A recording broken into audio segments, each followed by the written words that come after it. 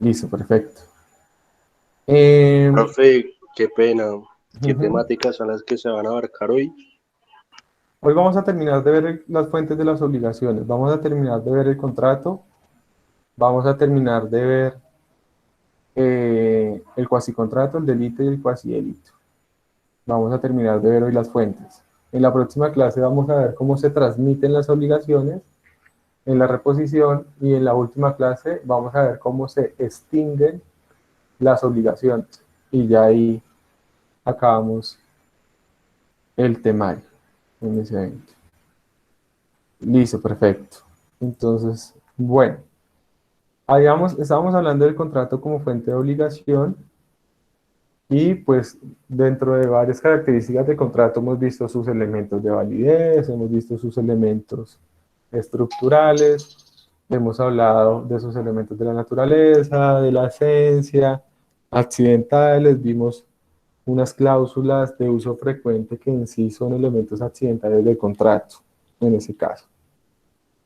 Finalmente, y para terminar de hablar del contrato, hay que hacer mención a algunos fenómenos que afectan la eficacia del contrato. ¿Por qué se habla de esos temas que afectan la eficacia del contrato? Porque si yo afecto la eficacia del contrato, de alguna manera termino afectando las obligaciones que nacen del contrato.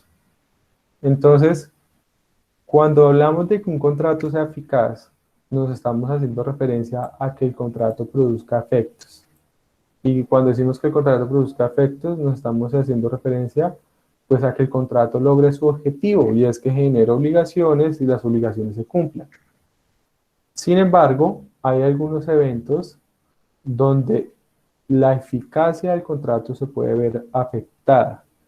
Y pues en ese sentido, son varios fenómenos que ustedes deben tener presentes desde ya.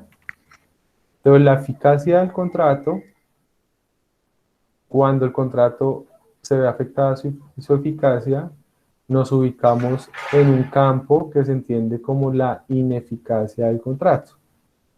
Y esa ineficacia del contrato es vista como una situación general, es decir, hablar de ineficacia del contrato es hablar, se habla en términos generales de la ineficacia del contrato. Qué pena que no encontraba la diapositiva. Sin embargo, pues son varias las situaciones en las que puede haber ineficacia del contrato. No es una sola situación, son diferentes situaciones en las que el contrato puede llegar a ser ineficaz.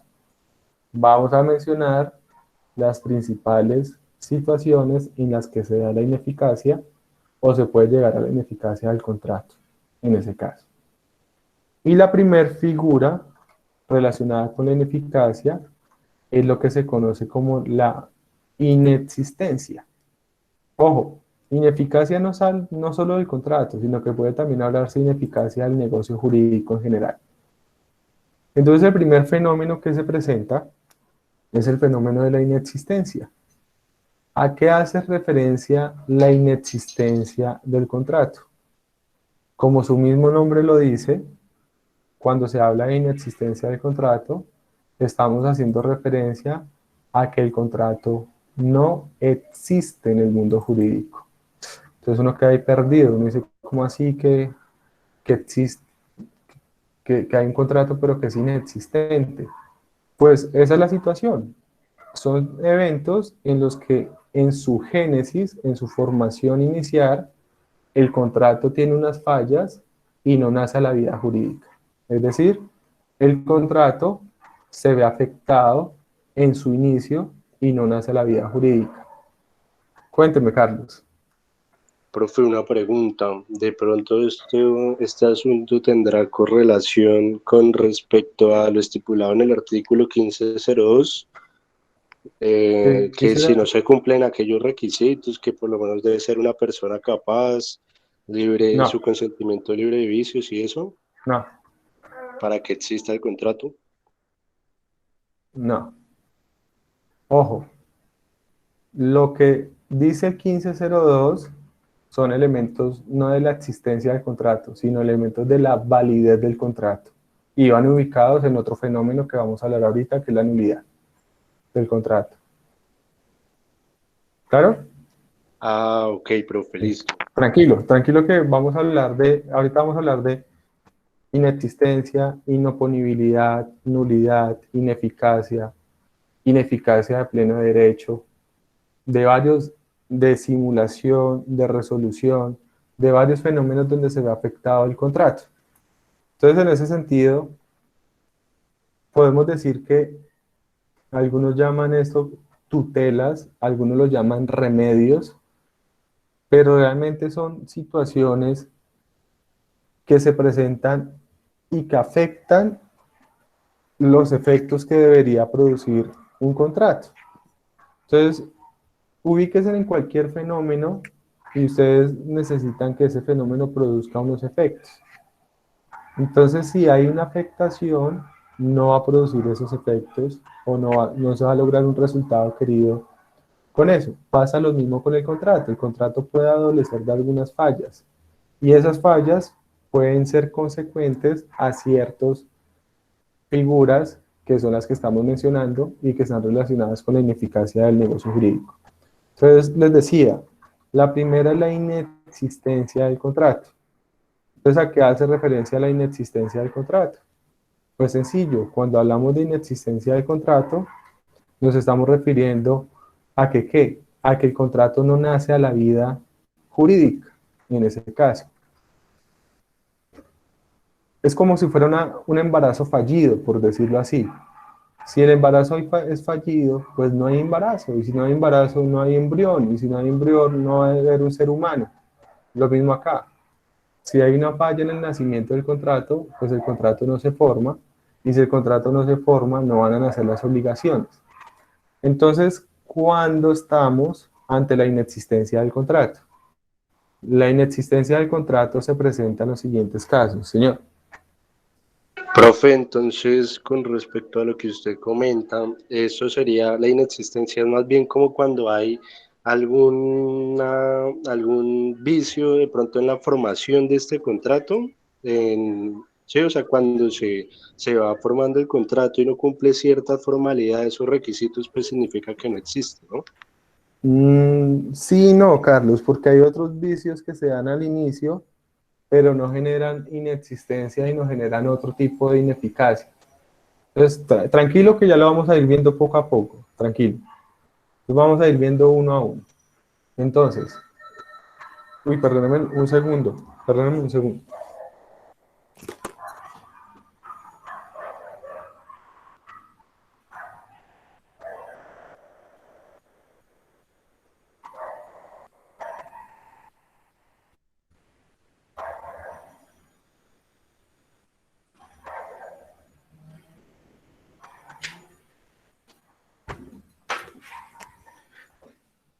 No sé, solo el citófono, pero no sé qué era o por qué era.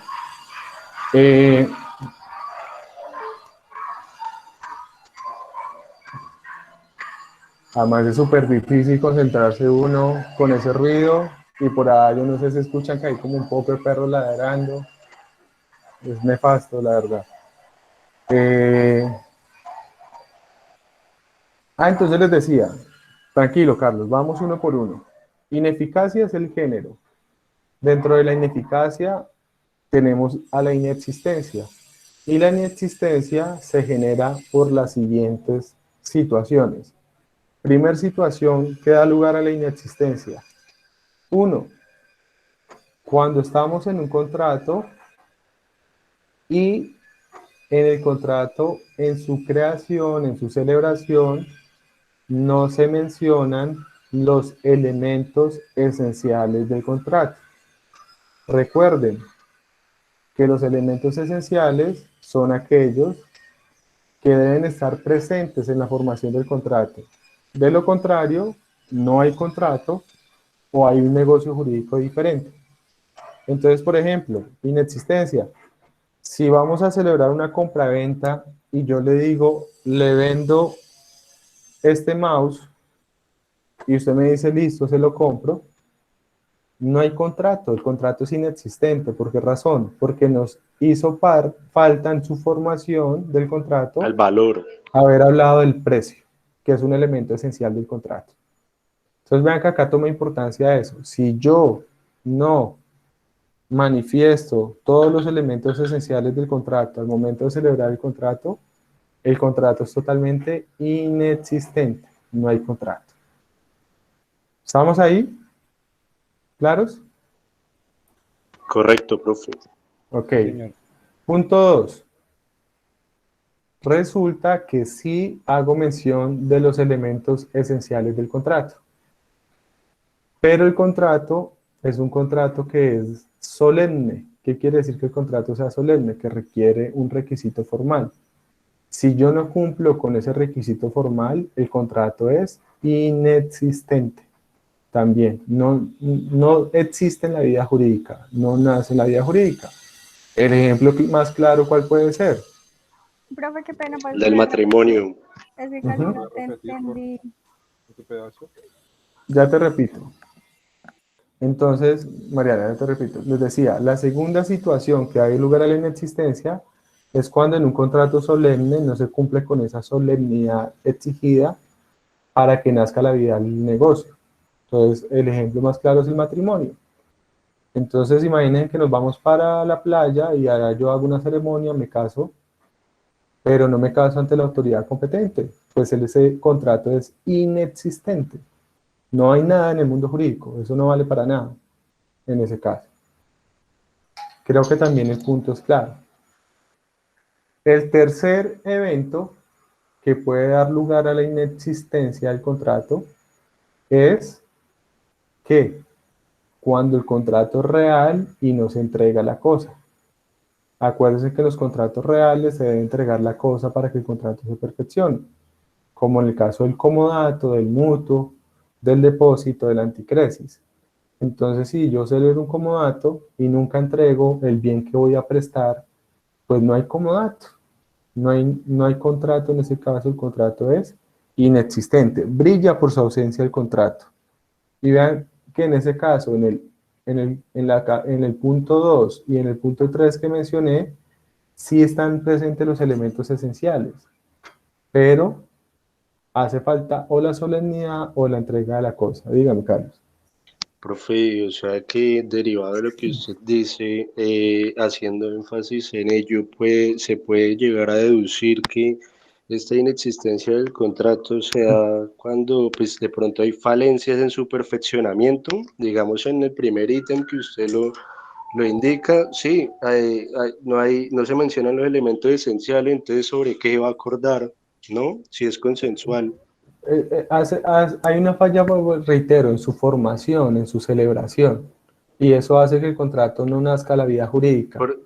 O sea, por eso, si no se llegase a perfeccionar, pues también significa que es inexistente de las respectivas formas que se debe perfeccionar cada Perfeccionar uno. cada contrato, exacto, es eso. Ajá, Por eso hicimos énfasis primero, elementos esenciales, prácticamente para hacer énfasis en los contratos consensuales.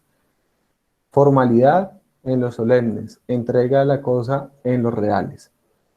Entonces, eso tiene una consecuencia, porque si no hay contrato, no hay obligación. Yo les pongo, ya le doy la palabra a Jesús, yo les pongo un ejemplo, por lo menos. Por allá hay una jurisprudencia de algunos tribunales en donde se discute respecto de la existencia del contrato de mutuo. Y ahí hay dos ejemplos. Lógico que esto tiene un tinte de protección al consumidor financiero. Pero en el primer caso, es una señora que pide un crédito en un banco y la señora nunca le desembolsan el dinero. Pero a la señora le empiezan a cobrar el dinero. Entonces la señora se defiende aduciendo de que el contrato no existe. ¿Y por qué no existe? Porque nunca hubo entrega del dinero prestado. Entonces, ¿cómo le van a cobrar un dinero que ni siquiera le han entregado? Y ahí el tribunal le da la razón. En cambio, vean las contradicciones, pero eso es porque tiene un tinte, reitero, de protección al consumidor. Hay otro caso donde una señora celebra un contrato de compraventa o de promesa de compraventa con un apartamento y luego de que celebra ese contrato, ella presenta un preaprobado de un banco. Entonces un banco le hace un preaprobado de un crédito donde dice que le va a prestar el dinero para que ella compre el apartamento. Ella realiza el negocio con la constructora y luego va al banco y el banco le dice, no, yo ya no le voy a prestar la plata. Entonces, pues la señora queda sin el dinero con que cumplir y le hacen efectiva una cláusula de arras, pierde un dinero. Entonces ella demanda al banco y el banco dice, lo siento mucho, pero no hay, en este caso, no hay contrato, el contrato no existe, porque yo nunca le entregué dinero y es un contrato real. Entonces la discusión se basa en la inexistencia. En este caso lo que pasa es que resuelven el asunto en torno no a la inexistencia, sino en torno a la buena fe y en torno a una responsabilidad en la etapa precontractual, en la etapa de formación del contrato, en ese caso. Pero vean cómo puede tener importancia eso. Otra cosa diferente. Si yo me siento con Carlos y le digo, Carlos, le voy a vender mi casa en 200 millones de pesos y pactemos esto y todo. Y toda la noche hablamos eso. Y al otro día Carlos me dice que le cumpla. Yo le digo, de malas, el contrato no existe, porque ese contrato de venta de la casa debería costar en una escritura pública. Entonces hay una inexistencia. Y si el contrato no existe, no es un acto jurídico, no genera ningún efecto jurídico, no crea obligación en ese caso. Perdón, Carlos, Jesús me ha pedido la palabra primero. Sí, pues en este entonces, por ejemplo, en el contrato de permuta, ¿cómo serían los requisitos para que sea Es que depende, Jesús. Si es una permuta de bienes muebles, es inmuebles? si es inmuebles, la formalidad es la escritura pública. Si no hay escritura pública, no hay permuta. Y en el ejemplo que ponía sobre el banco que no Es un presta el contrato de dinero, mutuo. Es un ajá, contrato de mutuo. es Entonces, como exacto, es mutuo, es un contrato real, lo que se requiere es entrega de la cosa. pero por ejemplo, si uno me prestaba el dinero, pues yo había celebrado un contrato con Carlos de promesa de compraventa, entonces tampoco es inexistente esa promesa de compraventa o qué. No, porque eso es un contrato aparte, es diferente. O sea, Eso, una cosa es que yo celebre con usted un contrato de compraventa o de promesa, y por otro lado yo esté celebrando un contrato de mutuo con otra persona que me va a prestar el dinero para pagarle a usted. Esas son relaciones contractuales aparte, no se mezclan. Entonces puede que sea existente un contrato, pero sea inexistente el otro. ¿Sí?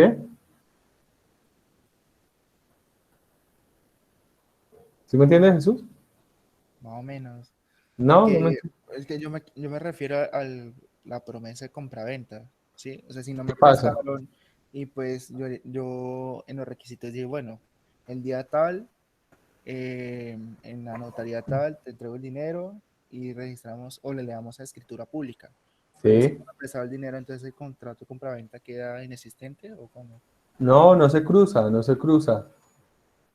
Lo que pasa es que usted incumple la compraventa. Incumplió la compraventa, pero lo uno no tiene que ver con lo otro. O sea, son dos relaciones contractuales totalmente apartadas. Un contrato es de compraventa e independiente de eso es que yo esté buscando otro tipo de contrato de dónde obtener el dinero. Pero el hecho de que haya el contrato sea una cosa no afecta a este contrato acá. A no ser que el uno sea un contrato principal y el otro sea un contrato accesorio. Pero acá los dos contratos son independientes. Lo que pasa es que hacen parte de una misma operación económica, pero son contratos totalmente independientes. No se cruza el uno con el otro, en ese caso. ¿Sí me entiende o no me Sí, sí, entiende? sí, señor. ¿Sí? Ya. Ustedes van a darse cuenta más adelante que hay operaciones económicas donde hay muchos contratos y algunos se cruzan, algunos no se cruzan. Por ejemplo, si yo celebro un contrato, si yo compro un apartamento, estoy celebrando normalmente un crédito, un contrato de mutuo con el crédito hipotecario, estoy celebrando una compraventa, estoy celebrando un contrato de seguro posiblemente, estoy celebrando un contrato de hipoteca. Son 4 contratos diferentes y no propiamente se mezclan entre sí. Algunos se pueden mezclar, por lo menos la hipoteca puede ir mezclada con otro, pero por lo general son contratos diferentes e incluso con personas distintas, porque yo celebro el mutuo, le préstamo dinero con el banco, pero la compraventa la celebro con el vendedor. Entre el vendedor y el banco no hay ninguna relación contractual. Ellos no tienen nada que ver el uno con el otro.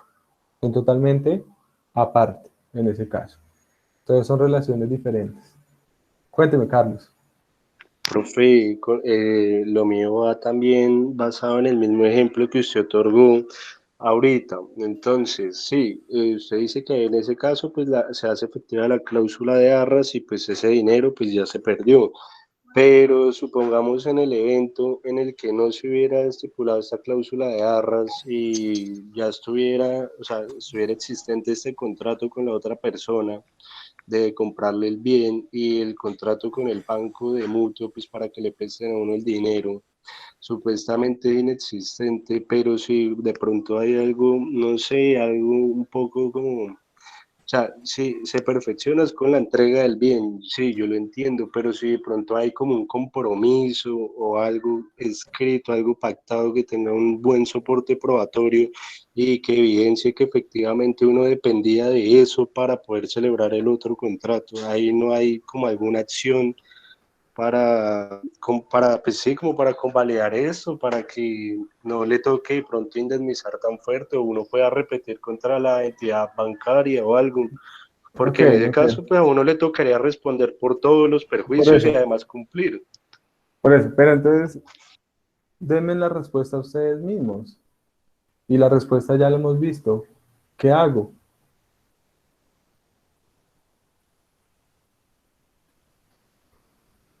¿Ah? Es sencillo. Cláusulas accidentales, o sea, elementos accesorios del contrato. Coloco una cláusula donde diga que el contrato se perfecciona siempre y cuando se obtenga el crédito. ¿Eso cómo se llaman? Obligaciones ¿qué? Condicionales, que dependen de un hecho futuro e incierto.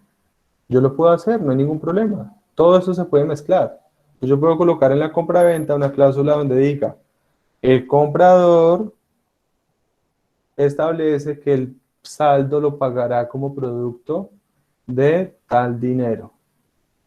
Y establecen las partes que en caso de que el crédito no se llegue a otorgar por una situación ajena del comprador, no habrá indemnización de perjuicios o el contrato se entiende que no produce efectos, o sea, lo podemos pactar. El contrato lo permite. Pueden ser totalmente dinámicos los contratos en ese sentido. Pero si no tengo nada de eso, el hecho de que el uno sea em, esto inexistente no se cruza con el otro en ese caso. O sea que esa simple y llana voluntariedad de las partes pactar eso. Si no se pacta, pues Sí, nada que hacer. lo que pasa es que posiblemente el tema es que se lo dejen pactar, porque habrán quienes le dirán, no, vamos a celebrar el negocio, celebrémoslo. O para eso hagamos una cosa más bien, pactemos unas arras, cosa de que si usted no le sale el negocio, pues pierda ese dinero. Pero se pueda que me diga, no, no pactemos arras, pero no pactemos arras, más bien dejemos que la obligación sea condicional, o sea, que solamente se pueda exigir el pago el cumplimiento de eso supeditado a obtener el crédito o no. Puede darse en ese sentido. Pues yo podría colocar, ejemplo, estoy postulado a un subsidio. Entonces hago con usted un contrato de promesa en el que digo que me comprometo a comprarle siempre y cuando adquiera el subsidio, que si no lo adquiero, pues no tendrá ningún valor la promesa. Si las partes están de acuerdo, se puede hacer. No hay problema, no hay inconveniente. Ok, profe, listo. No, los contratos, en ese sentido, no son una camisa de fuerza. Los contratos le permiten a uno moverse mucho sin ningún inconveniente. Entonces, no hay problema con eso, en ese evento. ¿Estamos claros hasta ahí? Sí, señor. ¿Sí? Señor. Listo, perfecto. Pero vean que es bueno, a mí me interesa que ustedes a veces caigan en cuenta de esas cosas, porque todo eso se puede entremezclar en una relación contractual. Eso no es rígido, eso no, eso puede ser muy, pero muy dinámico, muy versátil en la práctica. Perdónenme que mientras estábamos hablando, ahí les tuvo que haber llegado los correos de lo de las reposiciones. Listo. ¿Cuándo más se puede dar la inexistencia del contrato? La inexistencia del contrato también se puede presentar cuando el objeto es un objeto inexistente. Es decir, yo estoy contratando sobre algo que no existe. Ahí hay una gran discusión porque hay quienes dicen que eso da lugar a objeto ilícito y el objeto ilícito da lugar a esa nulidad del contrato. Pero hay quienes señalan que no, que eso no da lugar a, que eso no es objeto ilícito y eso no da nulidad de contrato, sino es inexistencia. ¿Y por qué es inexistencia? Porque es que yo estoy pactando sobre algo que no se puede cumplir, o sea, es imposible cumplir.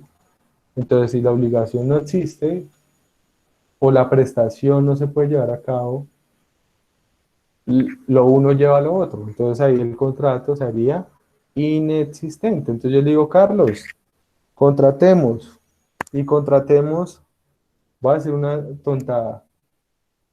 Y el contrato que vamos a celebrar hoy es que usted me va a comprar un dragón. Y Carlos me dice, sí, se lo va a comprar en 100 millones de pesos. Pero ese contrato es inexistente porque carece de objeto en ese evento. Dígame, Carlos.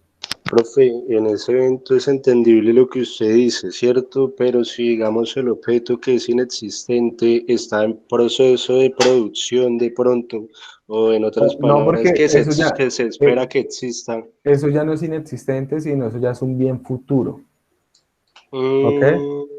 Porque el Mm, bien futuro no existe, pero se espera que exista. Eso es diferente. Y ahí el contrato no es inexistente. Pero si yo le digo, le voy a vender un dragón, pues es algo totalmente inexistente. Carece de objeto el contrato y como tal el contrato no existe en la vida jurídica en ese evento, en ese caso. ok, profe. Cuénteme, Jesús. Un ejemplo de eso también cuando celebró un contrato con menor de edad, por ejemplo, contrato No, sexual, ¿no? no, porque es que, ¿qué tiene que ver que sea con el menor de edad? Que no existe, ¿no? Que algunos, como tú dijiste, puede ser que sea ilícito o algunos que no se puede cumplir la obligación. No, pero ojo porque está mezclando peras con manzanas, Jesús, en ese caso. Un menor de edad existe, o sea, el menor de edad existe. Y acá, miremos algo, acá estamos hablando de que lo que no existe es el objeto, no el sujeto de la obligación. Además de que el menor de edad sí existe. Entonces acá lo que estamos hablando es que lo que no existe es el elemento objetivo de la obligación en el contrato.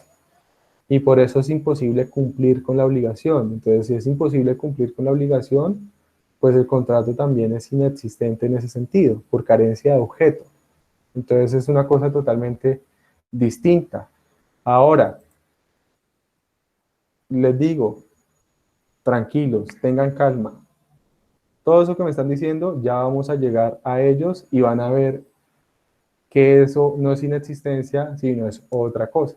Pero tranquilos que ya vamos a llegar a esos puntos. Ahí. Listo. Entonces, estábamos hablando de inexistencia, estábamos hablando ¿de qué? Estábamos hablando se me fue la paloma. Ah, bueno, de las causales de la inexistencia.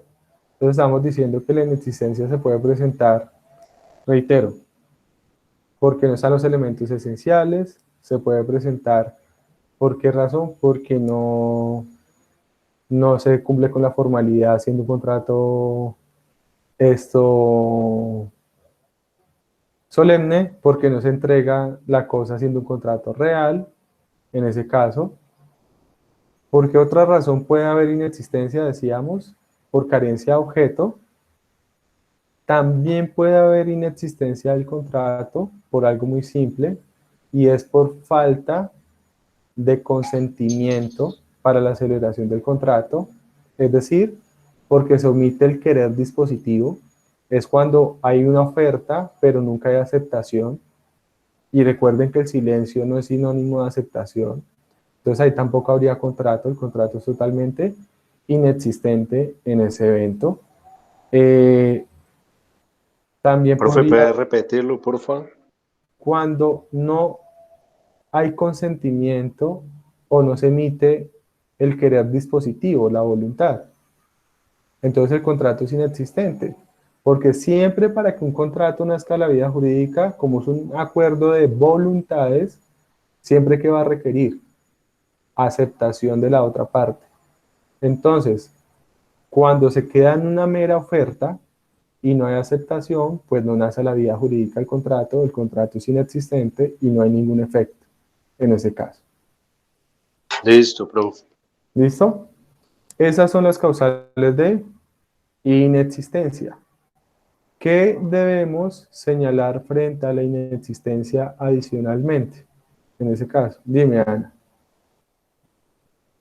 Profe, también hay mecanismos de aceptación, sobre todo de la oferta tácitos. Sí, pero una cosa es que la aceptación sea tácita o expresa y otra cosa es que tenga un significado el silencio.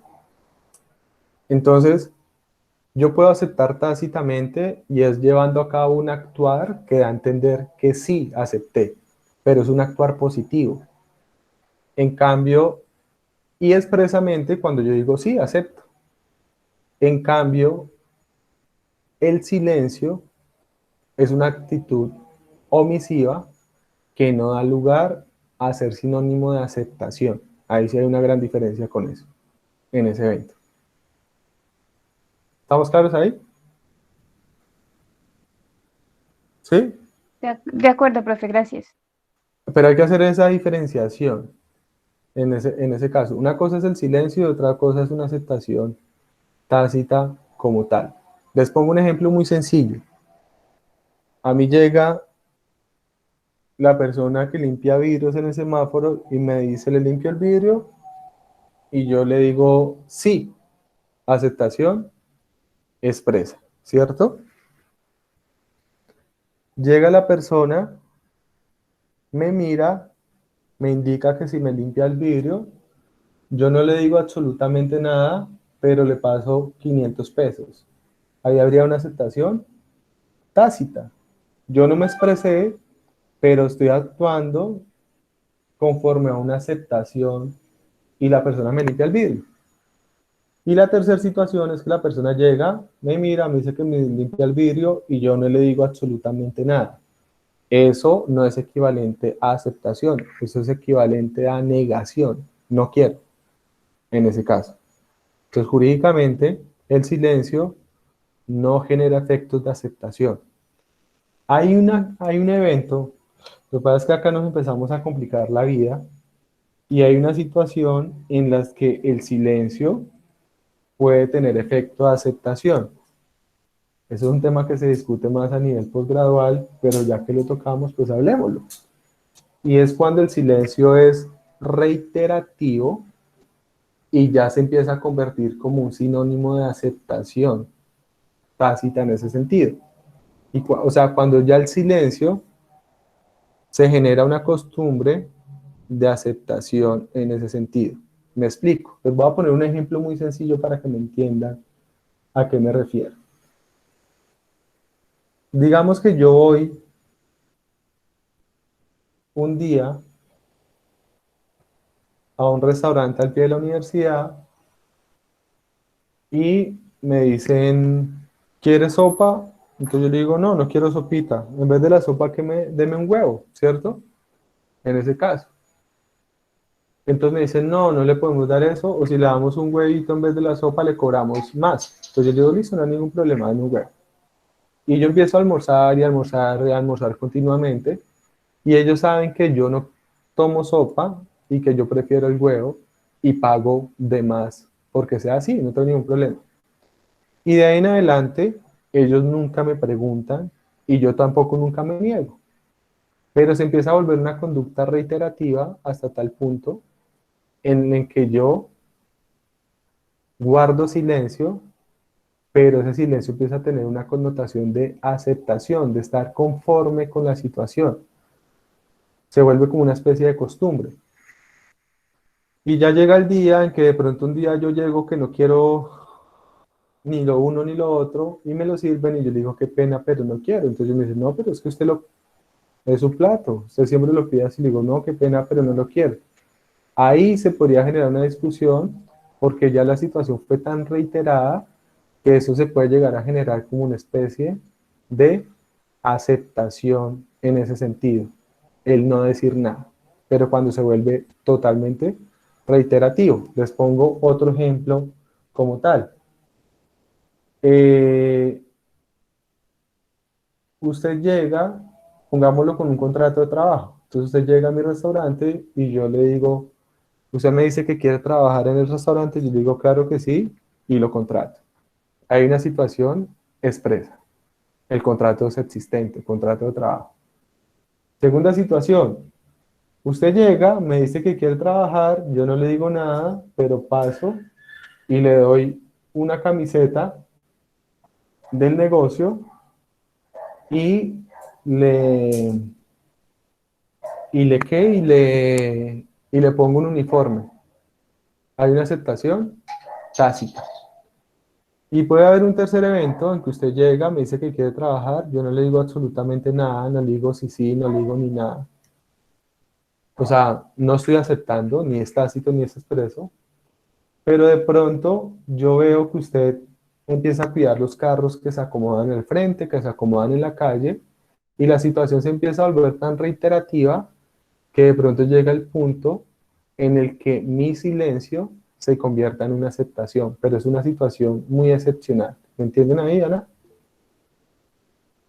Sí, profe. O sea que una Po- preguntita ahí. Por ejemplo, tu silencio, a veces las telefonías, cuando uno tiene un plan postpago, lo que hace es que te hace incrementos en la tarifa, a veces sin tu consentimiento pleno, sino que, digamos, te hace el reajuste anual, por decirlo así. Bueno, un reajuste anual, no. Sí, Digamos que un reajuste a tu plan y no te avisan. Si tú no te pronuncias al respecto, podría decir que tú estás aceptando dicha como alteración en el contrato, ¿no? pues mira, ¿qué sucede en ese caso? Uno, ese tema es un tema donde entra también a jugar el derecho del consumo, el derecho del consumidor. Y las compañías de telefonía tenían una costumbre y eso fue sancionado y era que te mandaban un mensaje y te decían, eh, eso tiene mucho que ver con esta discusión. Entonces le mandaban a uno con este tema un mensaje que decía, se me olvida el nombre, Rington, Backton, bueno, no sé qué, para que cuando lo llamen suene una canción. No sé qué, ponga un coso de estos, vale 5.000 pesos. Un ringtone. Sí, sí, no me acuerdo cómo es el nombre, bueno, pero decía, si no me dice que no, se entenderá que sí. ¿Sí? O sea, como quien dice, si usted se queda callado, le clavamos ese ringtone y le cobramos. Entonces, eso se llevó a la superintendencia y la superintendencia dijo, no, ¿cómo se les ocurre? A mí me tienen que pedir el consentimiento y el silencio no implica aceptación, sino implica negación. ¿Sí ven la situación? Entonces se les quitó esa maña, porque la maña era así, te mandaban un mensaje y uno no decía ni respondía nada y se entendía como si no estuviera aceptando. Entonces decían, no, si uno no responde, no responde, punto, ya.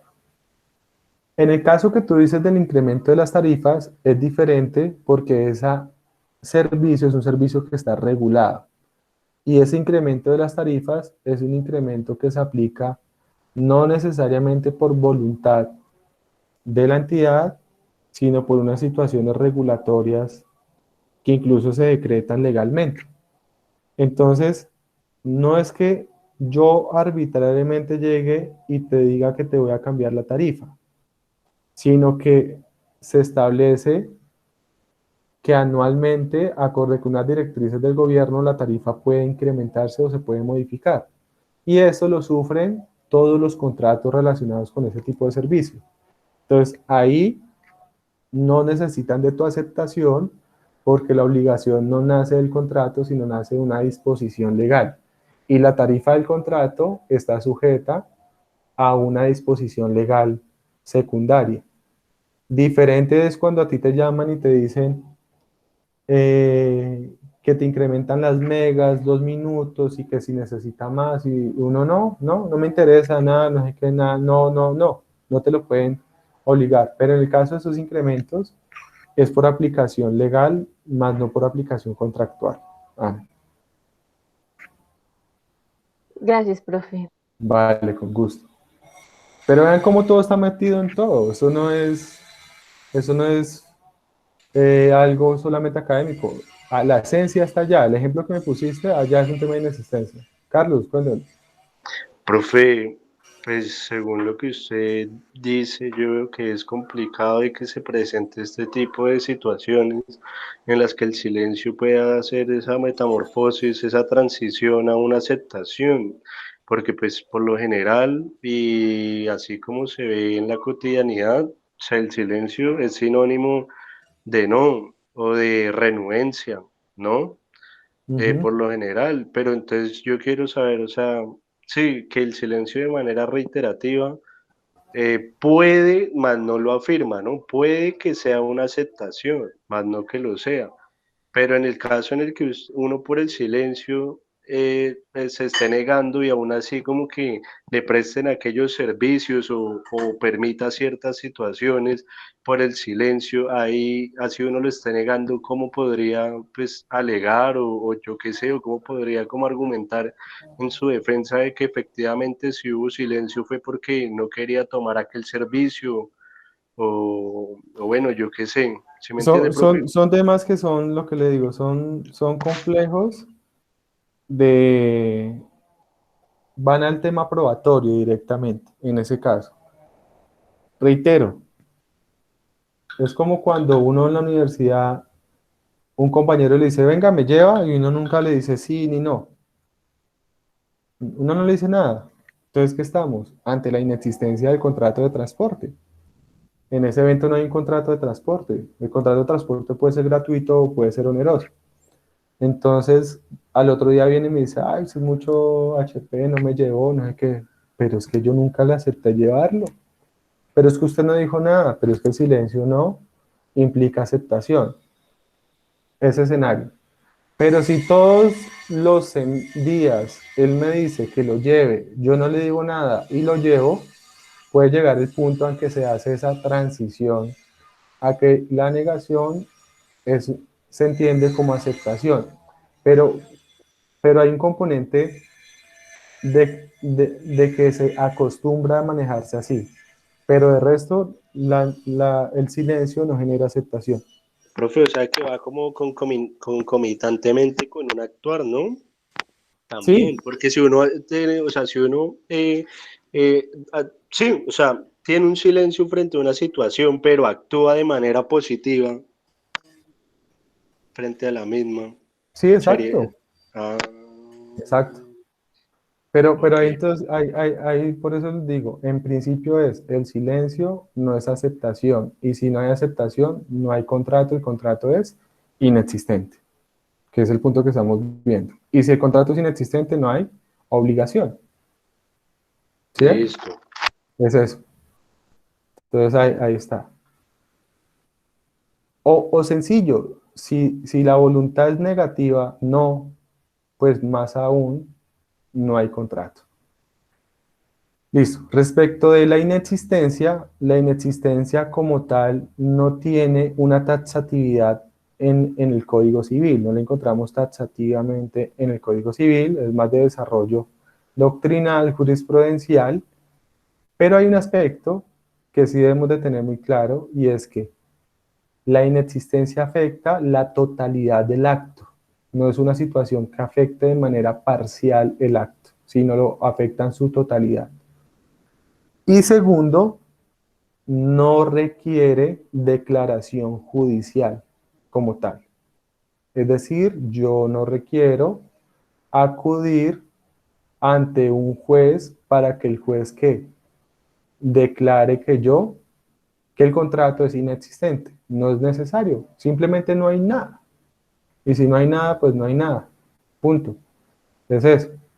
Entonces, ojo, sin embargo, puede que yo sí acuda ante un juez, no para que me declare la inexistencia, porque no necesita ser declarada, pero porque de pronto necesita ratificarla. O de pronto, lo más usual es que la inexistencia la aleguen no por vía de acción, sino por vía de excepción. ¿Me entienden cuando digo vía de acción, vía de excepción? ¿A qué me refiero? No, no, profe, yo no sé. Por vía de acciones en la demanda, por vía de excepciones en la contestación de demanda. Acuérdense, excepciones de mérito. Excepciones de mérito sí lo han visto, ¿cierto? Sí, profe. Sí, ¿Sí? señor. Ok. Sí, señor. Entonces, ¿qué sucede? Que yo no demando para que declaren que el contrato es inexistente, pero si me demandan por un incumplimiento contractual o a ejecutarme por una obligación que nace de un contrato y ese contrato es inexistente, yo lo alego por vía de excepción. Entonces yo formulo una excepción de mérito que diga inexistencia del contrato. Señor juez, este contrato es inexistente por esto, esto y esto. Y si el contrato no existe, pues tampoco existe la obligación. Y si no existe la obligación, pues no hay cumplimiento, no hay incumplimiento. O si no existe la Profe, obligación, no me pueden obligar a cumplir algo que no existe. Señor. también se puede defender por vía de recursos, ¿no? Recursos, excepciones, la acción.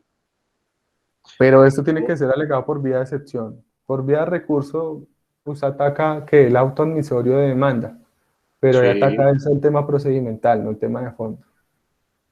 El tema de fondo lo ataca por vía de excepción, Cuestiones de mérito, sí. en ese caso. listo, listo, profe. Ok, listo. Eso es la inexistencia.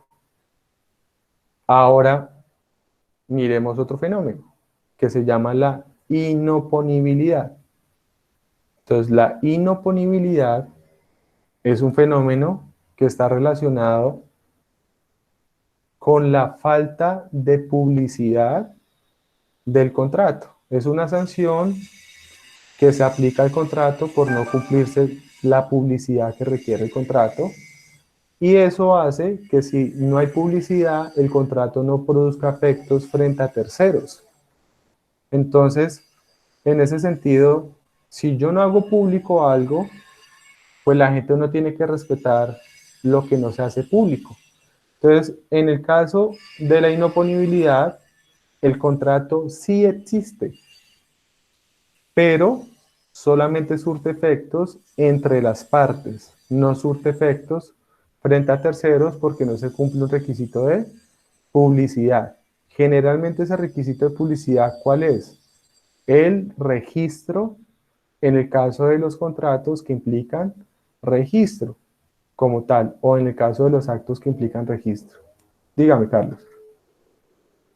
No, profe, a eso era lo que iba a hacer yo, pero ¿cómo va a ser público un contrato si estos solamente cumplen efectos interpartes, exceptuando obviamente aquellos que requieren ya de una solemnidad del registro o algo así? El resto, pues, ¿cómo se va a hacer oponible un contrato interpartes, profe? Ya vamos para Pues sí allá. se puede hacer. Tranquilo, tranquilo. Yo creo que usted va a 1000. Entonces, tranquilo y ya vamos hablando de eso. ¿Qué sucede? Les voy a poner un ejemplo tonto en ese caso. Y perdónenme que ponga esos ejemplos tan tontos. Entonces, Carlos, usted tiene, y perdóneme que lo ponga de ejemplo a usted. Usted está saliendo con una niña de su salón, ¿cierto? Entonces tienen ahí su amorío y tienen su amorío secreto. Nadie lo sabe. Y finalizan semestre, hacen un asado y en el asado Jesús, como los perros son de él le echa los perros a su amiga, ¿sí? Es decir, le cae a su amiga. Trata de cortejar a su amiga. Y usted se disgusta con Jesús diciéndole que respete que ustedes dos tienen algo. Jesús, ¿qué le va a decir? Carlos, yo no lo sabía. Si usted lo hubiera hecho público, en ese caso, yo hubiera respetado la situación. Pero como la situación no es pública, no tiene efectos, no se hace oponible frente a mí. ¿Sí ve? ¿Me entiende al punto que voy? Entonces la publicidad implica que los demás se enteren para que los demás respeten el acto y mantengan cualquier situación que genere efectos frente a ellos en ese caso en particular. Me pongo o me explico ahorita con un caso mucho más serio, más jurídico. Si yo le vendo a usted mi casa en este momento y usted no registra la escritura, el contrato surte efecto entre los dos. El contrato existe, pero el contrato no surte efecto frente a terceros. Entonces yo le vendo mi casa, pasan 7 años, yo me muero y mis hijos van, llevan a cabo la sucesión y son adjudicados como propietarios y vienen y le piden la casa. Usted no le puede decir a ellos que respeten esa situación, porque la forma de hacer público el acto era a través del registro de instrumentos públicos. No nos podemos basar en la simple publicidad de que la gente sepa las cosas, sino que el requisito de publicidad en los actos que requieren un registro es el registro. Por ejemplo, les pongo otro ejemplo muy sencillo. El matrimonio. ¿Dónde se registra el matrimonio? En el registro civil de nacimiento. Si yo no lo registro, pues el matrimonio no va a tener efectos frente a terceros, en ese caso, porque la gente no sabe o no conoce que se llevó a cabo ese acto. Si yo conozco que se llevó a cabo ese acto materialmente, no importa, porque lo que tiene que estar es registrado para que surta efectos frente a terceros. Pasa lo mismo con el registro mercantil. Ejemplo, yo me invento una marca, yo me invento una patente, o yo me invento, sí, una marca. Entonces yo me invento una marca muy buena, nunca la registro, y luego viene otra persona, tiene la misma idea y la registra, y él se vuelve el dueño de la marca. ¿Por qué? Porque usted no hizo pública esta situación. Entonces la oponibilidad implica eso, genera un efecto frente a los terceros por medio de la publicidad. Hay otros casos en los que no está sujeto a registro.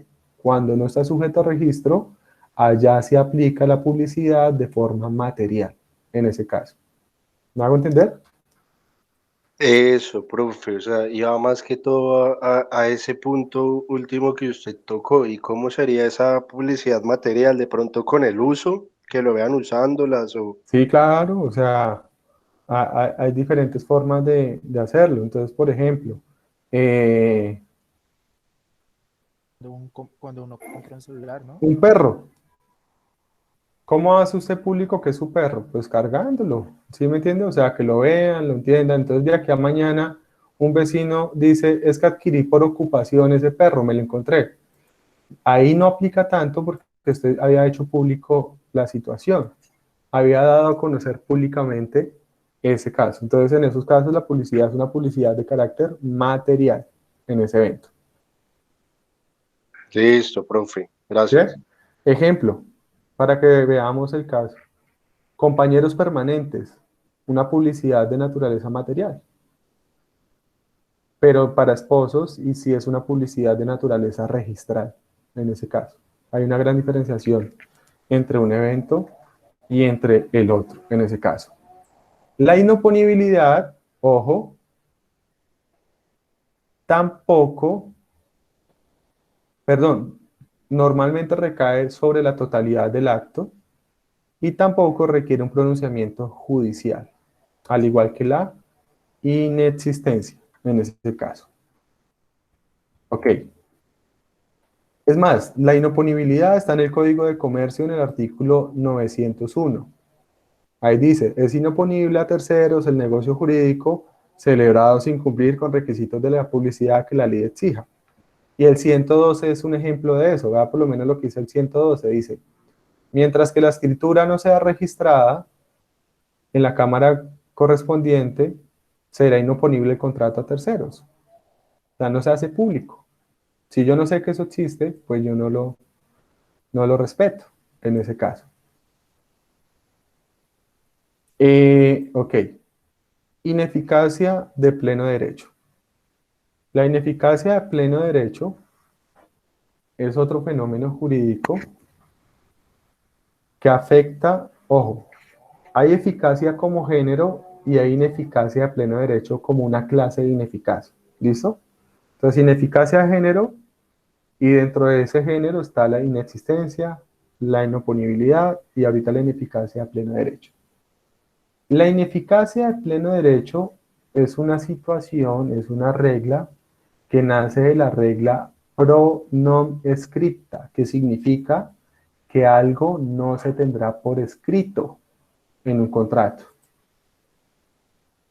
En la legislación colombiana está especialmente previsto en el artículo 897 del Código de Comercio. ¿Y qué es lo que dice? Dice, cuando en este código se exprese que un acto no tiene efectos, se entenderá que es ineficaz de pleno derecho sin necesidad de declaración judicial. Entonces, cuando en el Código Civil diga que una estipulación contractual contraria a eso se tendrá por ineficaz, no produce efectos, se tendrá por no escrita o cosas así, pues inmediatamente se entiende que eso no tiene ninguna eficacia. Y es ineficacia de pleno derecho porque no requiere tampoco pronunciamiento judicial. Entonces ustedes van a ver el otro semestre, por ejemplo, cuando vean contratos, que hay ciertos contratos en donde la norma es clara y le dice, no sea terco, así usted diga algo diferente, eso no tiene eficacia. Sobre todo en algunas normas imperativas.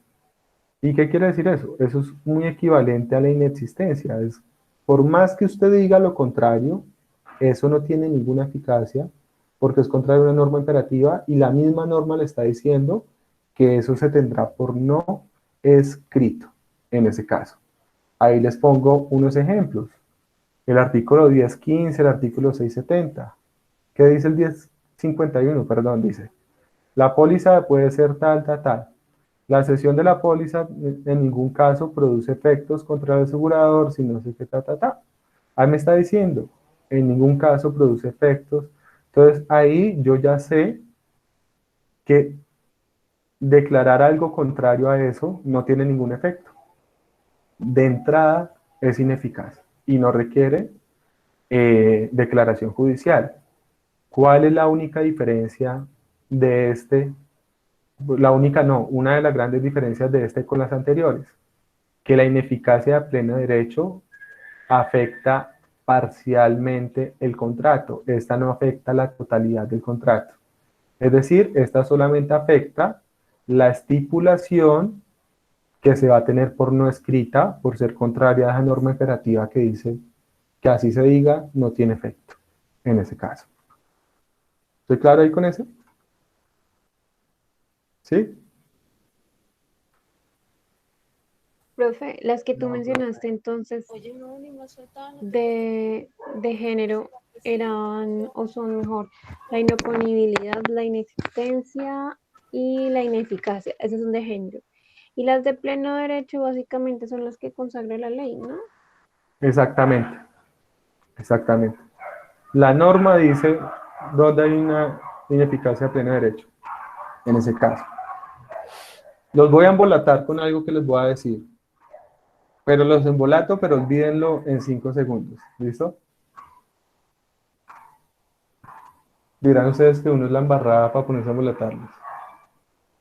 Esto que les acabé de explicar de ineficacia de pleno derecho solamente está regulado como tal en el Código de Comercio, donde dice que existe la regla pronom escrita en el 897. En el Código Civil no lo establece, pero ustedes ven que el Código Civil está repleto de normas donde dicen eso se tiene por no escrito, eso no produce efecto, eso o sea, no moleste que eso no se puede, dicen las normas ahí. Entonces, ¿por qué les digo que les va a confundir? Porque doctrinalmente se discute y dicen que la ineficacia de pleno derecho solamente aplica en materia comercial, porque está en el Código de Comercio, y que lo que sería ineficacia de pleno derecho en el Código Civil realmente es inexistencia.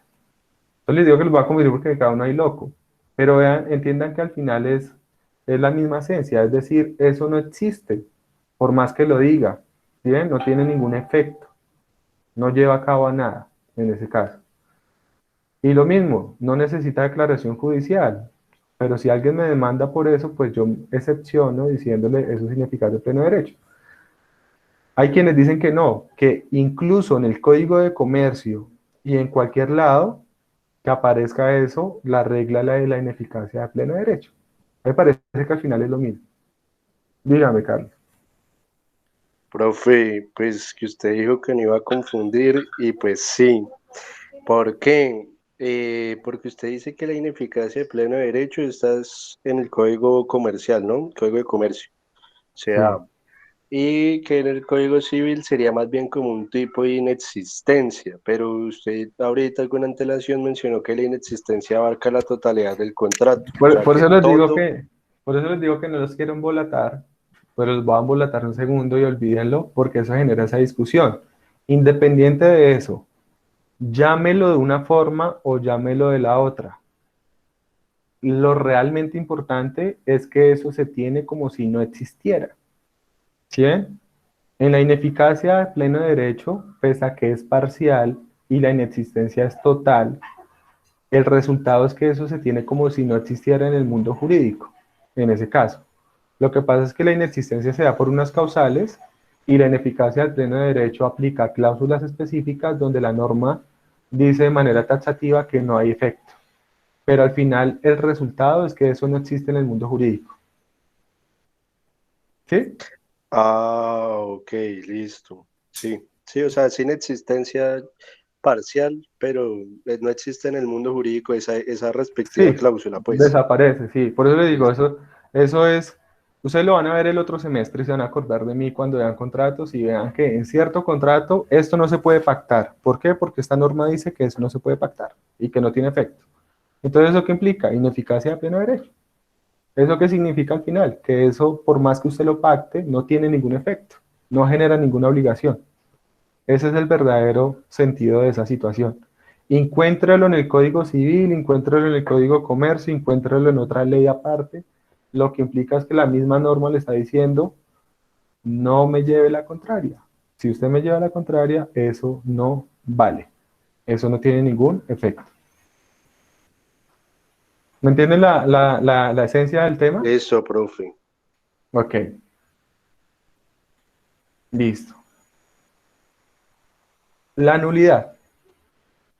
La nulidad no la hemos tratado, ¿cierto? ¿No? No, profe. Ok. Entonces la nulidad es otra forma de ineficacia del contrato. Es una de las formas, algunos dicen, de las más agresivas que pueden atacar un contrato. Es como un efecto patológico devastador en el contrato. ¿De dónde nace la nulidad?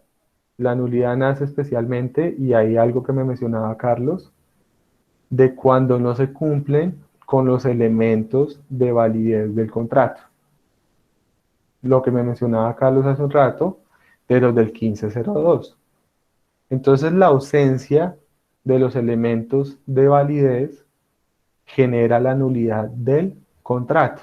Pero esto tiene una dinámica totalmente diferente. Porque es que cuando el contrato es nulo, el contrato existe.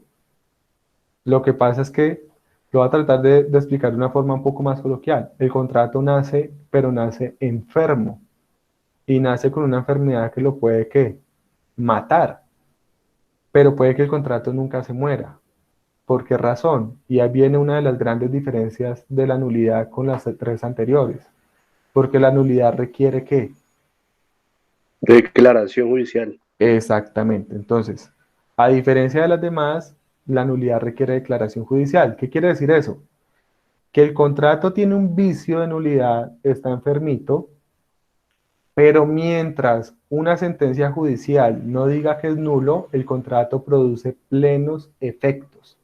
Entonces el contrato va enfermito por el mundo, va ahí pataleando, pero produce sus efectos. La única forma de matar el contrato es que se declare judicialmente la nulidad. ¿Cuáles son los efectos de la nulidad? Pues que la nulidad retrotrae todo al estado anterior. Se restablece lo que se conoce como el status quo. ¿Y qué es el status quo? Volver todo como si nunca hubiera existido el contrato. ¿Qué quiere decir eso? Que si yo ya le pagué, usted ya me entregó y todo, pues devuélvame, yo le devuelvo y tenemos que volver al punto anterior. Se retrotrae todo. Es nefasto que eso pase en un contrato. Es un efecto patológico del contrato bastante fuerte. Puede pasar que nunca suceda, porque el contrato está enfermo, pero nunca se agrave y nunca se muera, porque nunca se declare judicialmente la nulidad. Otra gran diferencia es que la nulidad puede ser total o puede ser parcial. ¿Qué quiere decir eso? Puede afectar todo el negocio o puede que afecte solamente una parte del negocio, en ese caso. Una cláusula nomás, por ejemplo, o puede que afecte la totalidad del negocio. Entonces vean cómo va diferenciándose. Lógicamente, ¿por qué afecta la eficacia del contrato? Pues porque si yo declaro la nulidad del contrato y todo se devuelve para atrás, pues las obligaciones ya no son exigibles, las obligaciones se retrotraen y todo queda sin efecto, se pierde total efectividad del contrato en ese caso. Entonces, la nulidad contractual, ¿por qué causales se da? Yo les decía, principalmente se da por ausencia de elementos de validez del contrato. ¿Cuáles son los elementos de validez del contrato? Ya los habíamos visto. La capacidad absoluta y relativa, el consentimiento libre de vicios, el objeto lícito y la causa lícita en ese evento, ¿cierto? Pero entonces, ¿qué sucede? La nulidad a su mismo tiempo se divide en dos clases de nulidad, en nulidad absoluta y en nulidad relativa. Eso está regulado en el artículo 1740 del Código Civil y siguientes. Entonces, hay dos clases de nulidad que se pueden generar. ¿Qué diferencias tiene la una de la otra? Ya les voy a explicar en ese caso. Entonces, la nulidad se puede dividir en dos, en nulidad absoluta y en nulidad relativa. Y cada una de estas clasificaciones, perdón, cada una de estas dos nulidades se genera por unas causas diferentes en ese evento. Ya mencionamos que la nulidad pues se da por falta de requisitos de validez, ya mencionamos que la nulidad requiere declaración judicial, no se aplica a pleno derecho, ya lo mencionamos, y pues el efecto es que genera la rescisión del contrato, que todo vuelva al estado anterior. Nos lo dice el 1746, dice, la nulidad pronunciada tiene fuerza de cosa juzgada, da lugar a las partes para que sean restituidas, bueno, Es decir, todo vuelve como si no hubiera pasado nada en ese caso. Nulidad absoluta y nulidad relativa. ¿Cuáles son las causales de la una? ¿Cuáles son las causales de la otra? La nulidad absoluta, acá lo tengo escrito, se lo he escrito cuando lo expliqué al otro grupo, se da por las siguientes causales. Cuando hay objeto ilícito, cuando hay causa ilícita, cuando el contrato es celebrado por un incapaz absoluto y cuando no se cumplen con las formalidades exigidas para la validez del contrato. Ya llego a este punto nuevamente. Entonces, ojo, si hay objeto ilícito, que ya lo hablamos, hay nulidad absoluta. Si hay causa ilícita, hay nulidad absoluta. Si lo celebra un incapaz absoluto, hay nulidad absoluta del contrato. ¿Por qué les digo que este último ya lo hablamos? Porque este se podría confundir con la causal de inexistencia de falta de formalidades exigidas para la celebración del contrato. Pero son dos cosas diferentes. Una cosa es la falta de formalidades para la validez del acto y otra cosa es la falta de formalidades para la existencia del acto. Entonces, por ejemplo, si yo celebro una compraventa, perdón, pongamos un ejemplo que no sea un contrato. Si yo otorgo un testamento y lo hago, pongámonos un poquito virtuales, y lo hago en un live, ¿no?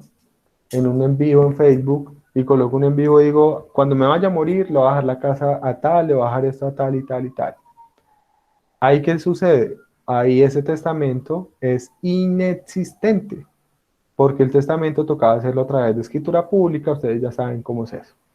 A no ser que sea el testamento del moribundo y todas esas vainas raras que les enseñan en sus sesiones.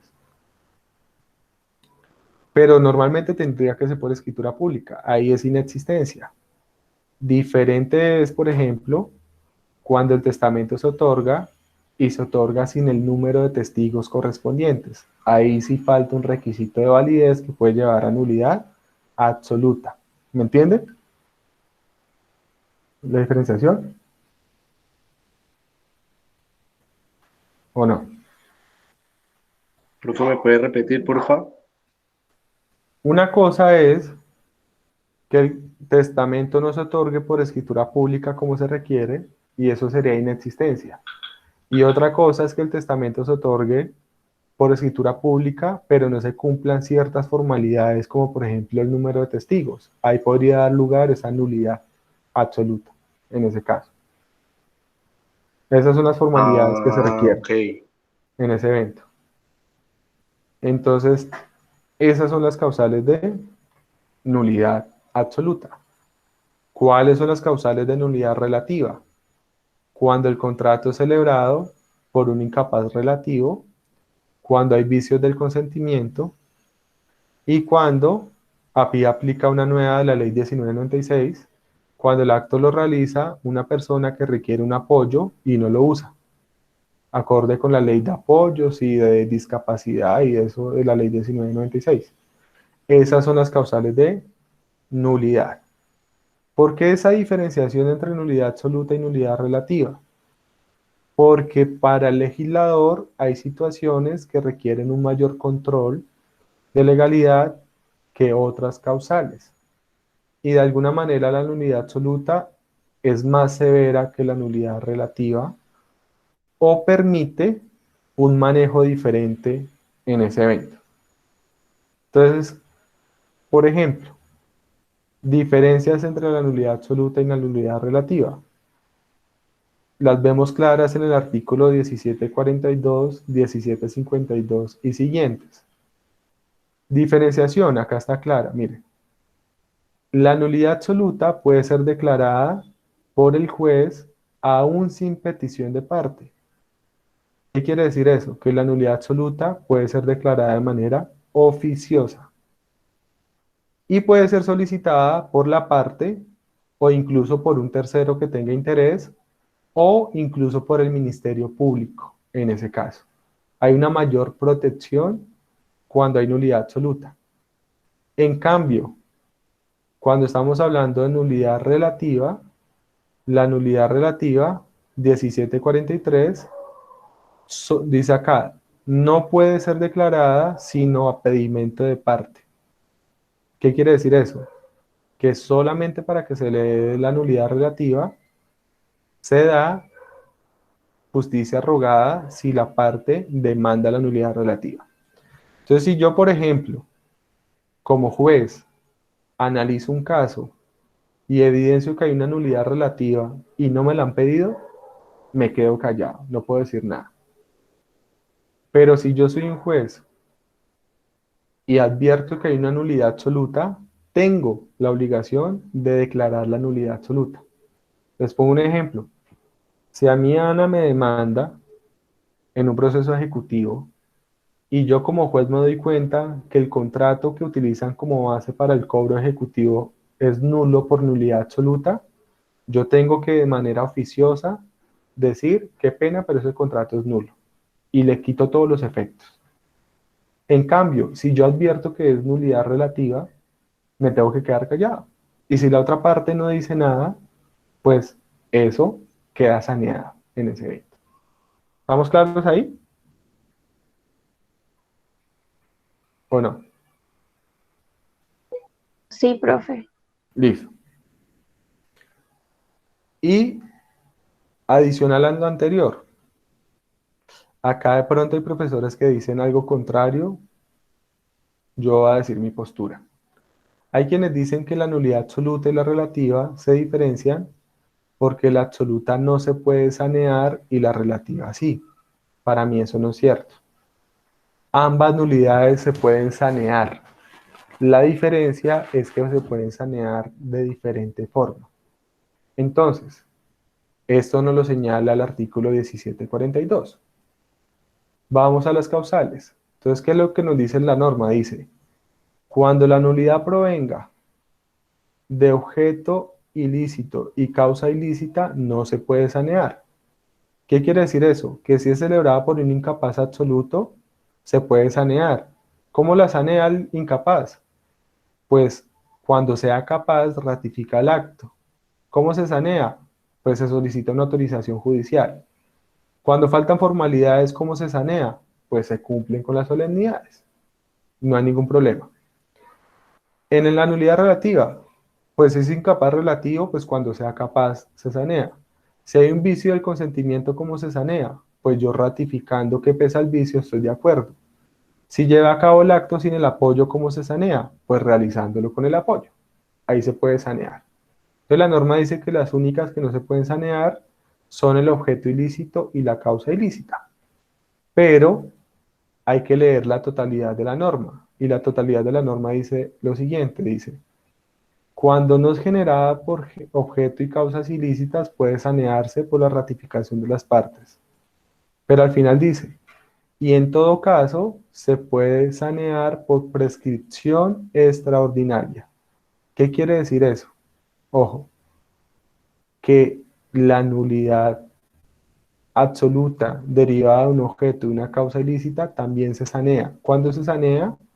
Cuando pasa el tiempo establecido por la ley y las personas no demandan la nulidad y aplica la prescripción extintiva en ese caso. Entonces ahí se puede sanear la nulidad. ¿Qué podríamos decir? Para decirlo de forma coloquial, se cura el contrato, queda totalmente curado en ese caso. ¿Me entienden? Es decir, todas, Sí, profe, todas se pero pueden sanear. Las anteriores ratificando o corrigiendo el acto. Y nulidad absoluta, causa, perdón, y objeto ilícito, causa ilícita, e incluso todas por la prescripción. Dime, Ana. profe, ¿qué te iba a decir al respecto de la causa y el objeto ilícito? Pues tal como tú lo mencionas, solamente se sanea es por la prescripción extraordinaria, pero no hay ninguna otra herramienta para que se dé su saneamiento. Perdón, perdón, es que no te escuché muy bien la parte final, Ana. Profe, que entonces solamente se puede sanear en estos dos casos. Me refiero a causa u objeto ilícito Por por prescripción extraordinaria, pero no hay ninguna otra herramienta que faculte dicho saneamiento. exactamente, o sea, solamente se sanea por paso del tiempo. ¿Cuánto tiempo? El que establezca la ley. ¿Qué es lo que sucede? Ojo, recuerden, la nulidad requiere declaración judicial. ¿A qué se traduce eso? Que si alguien no demanda la nulidad, pues no va a haber nulidad. Pero la oportunidad para demandar la nulidad no es infinita. Todas las acciones tienen un término de prescripción. Entonces, en ese caso, el término de prescripción va corriendo y si el interesado o el que está legitimado nunca demanda la nulidad, pues aplica la prescripción y eso queda totalmente saneado. Ya ese acto no le quitan los efectos por ningún lado, porque ya operó la prescripción.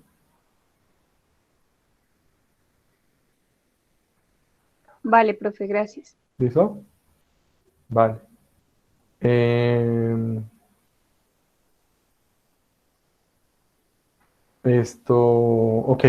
Ok. Entonces, eso es en torno a la nulidad del contrato. Hay otros dos eventos que también pueden llegar a afectar la eficacia del contrato. Y hay quienes no los ubican como formas de ineficacia. A mí me gusta ubicarlos como formas de ineficacia. Y uno de ellos es lo que se conoce como la resolución del contrato, que deriva de lo que se conoce como la cláusula resolutoria tácita, que está en el artículo 1546 del Código Civil. ¿Y qué es lo que dice esa cláusula resolutoria tácita? Se dice que en todo contrato está envuelta la posibilidad de la resolución del contrato. ¿Qué quiere decir eso? Ya lo hemos hablado antes, que cuando hay un incumplimiento, recuerden, ante el incumplimiento yo puedo optar siempre por tres caminos.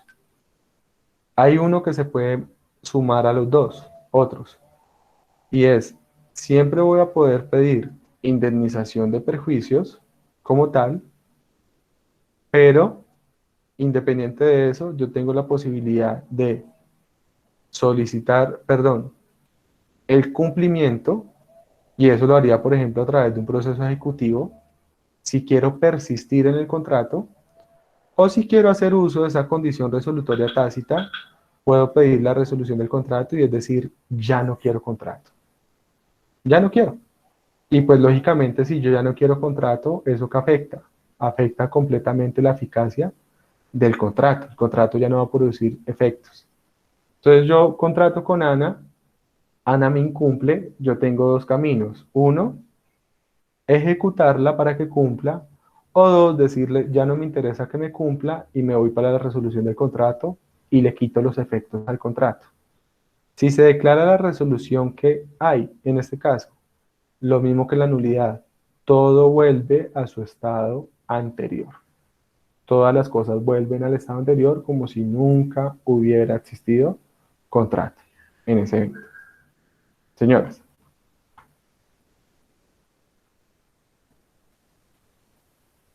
¿Alguien preguntó algo o lo que No, estamos... ya me resolviste. No, era que si dejarse en efectos total o parcial. Por lo que esto. Es total, es total.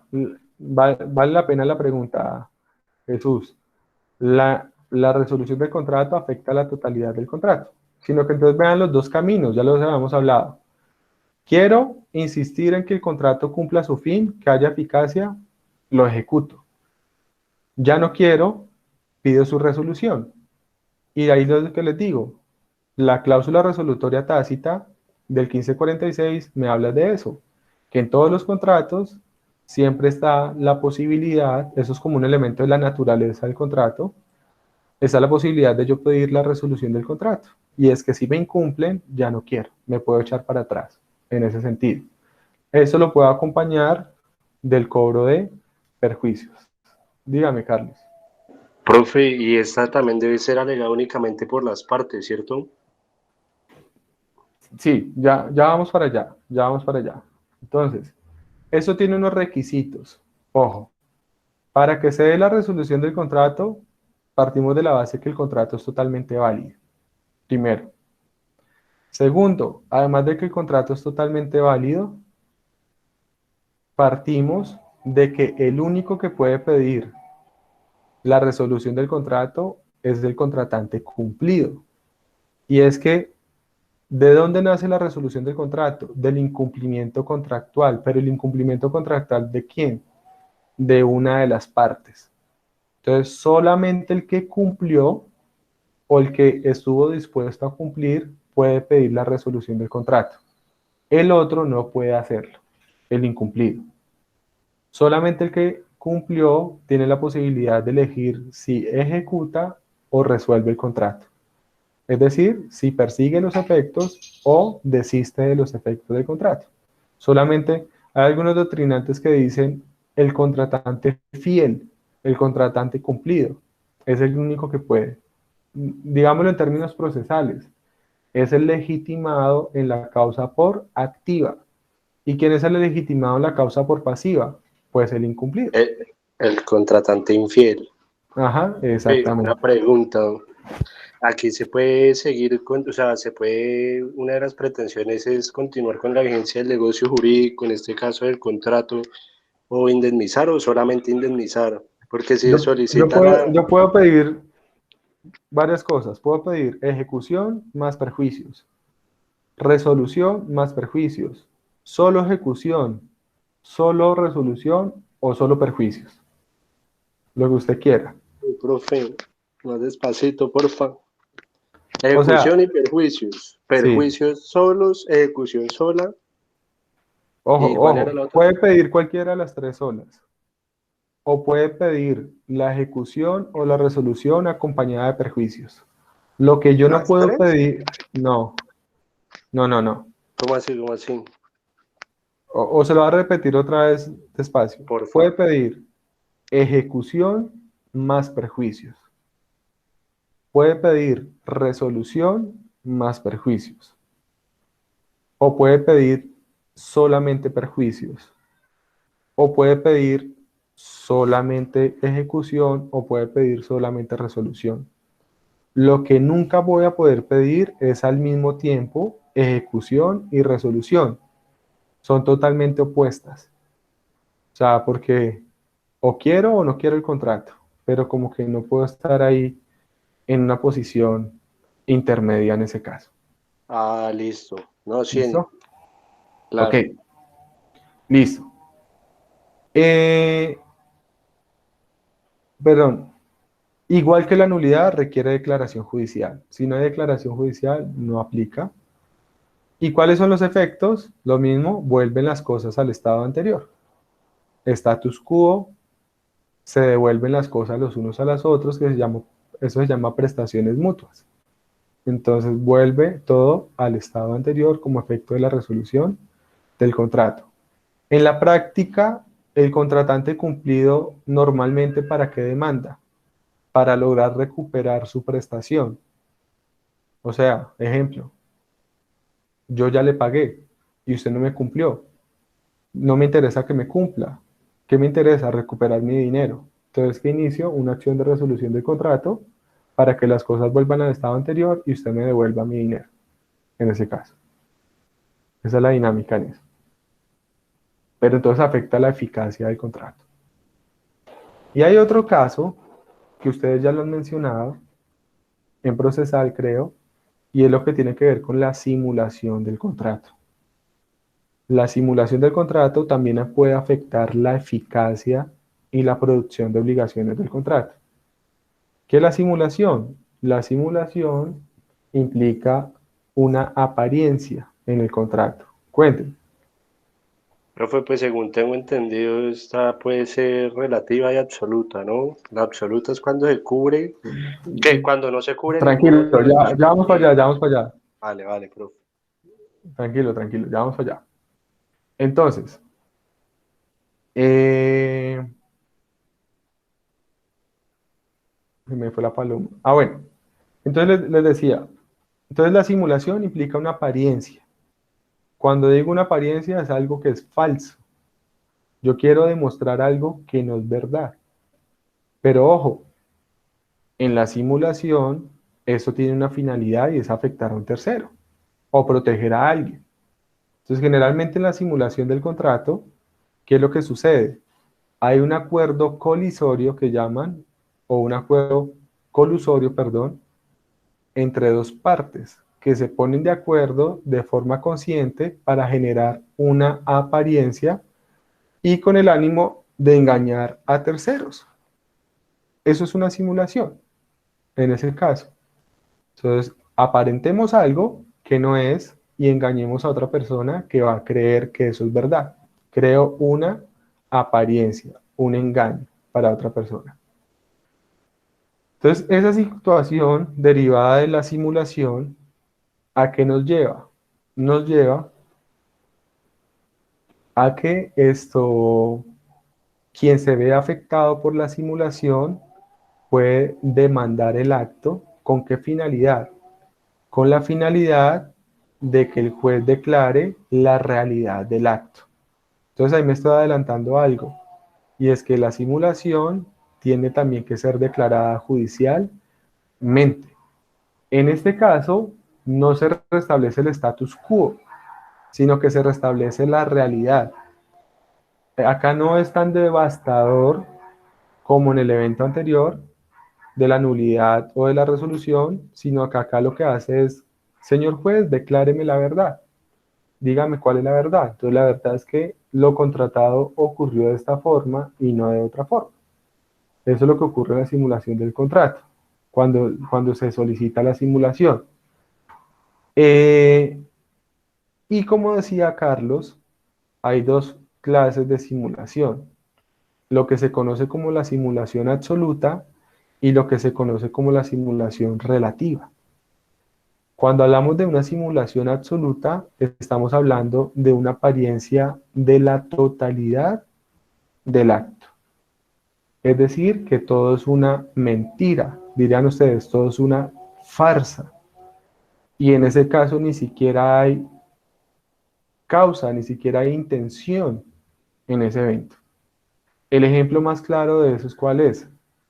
Cuando yo, por ejemplo, aparentemente le vendo una casa a mi hijo, pero lo estoy haciendo simplemente con la finalidad de ¿qué? De aparentar que ya no está en mi patrimonio y que ahora se encuentra en otro patrimonio. Pero ¿cuál es la verdad?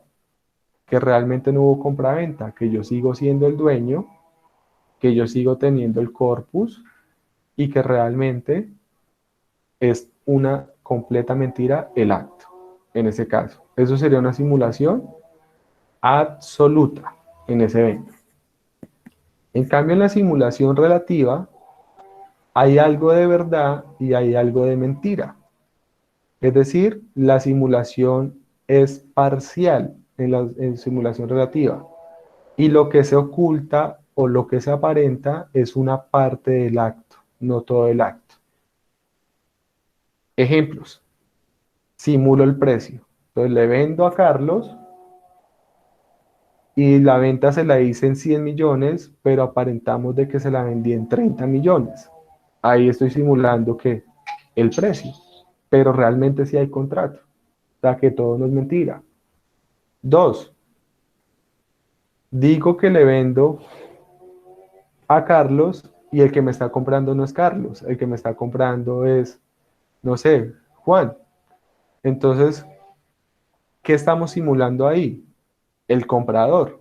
Sí estoy vendiendo, pero hay una apariencia en cuanto a quién es el verdadero comprador o vendedor en ese caso. Eso sería una simulación relativa.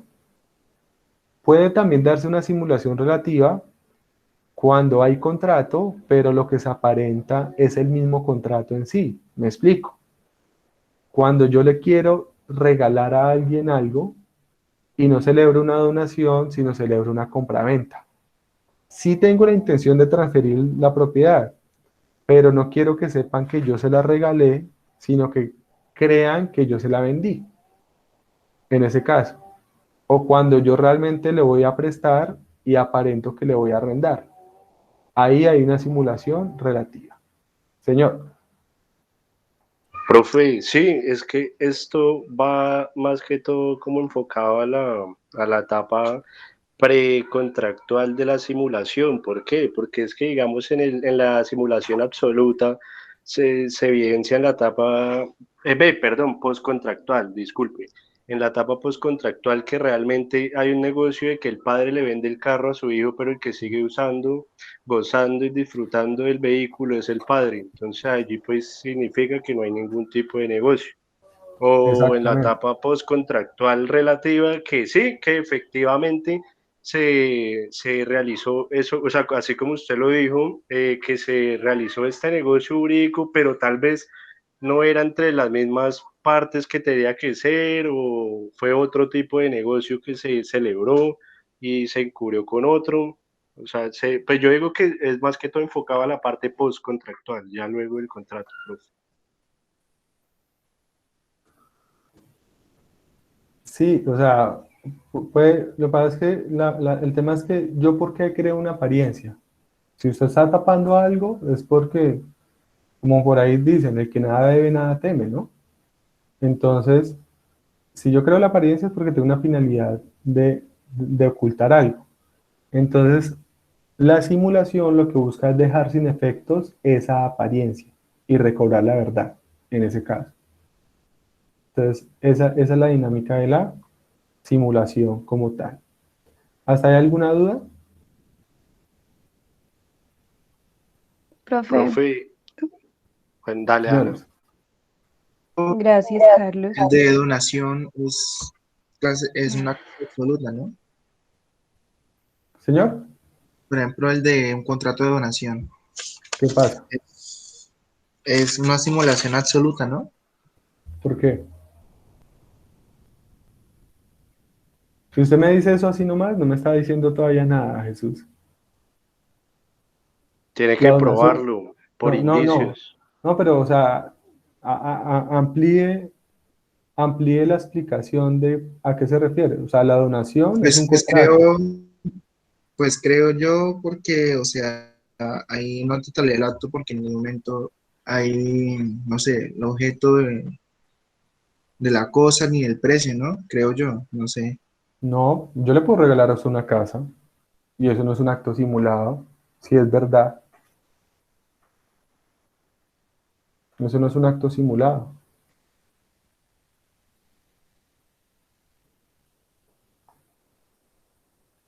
Ojo, reitero, los actos se pueden llevar a cabo sin problema. El problema es cuando yo lo utilizo para crear una apariencia, ¿sí? Ahí es donde está el efecto de la simulación, donde realmente yo le dono, pero al final no le estoy donando.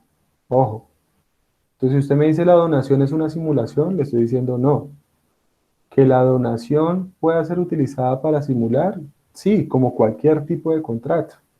Cualquier tipo de contrato puede ser utilizado para una donación, para una simulación, pero no necesariamente donación es simulación, en ese caso.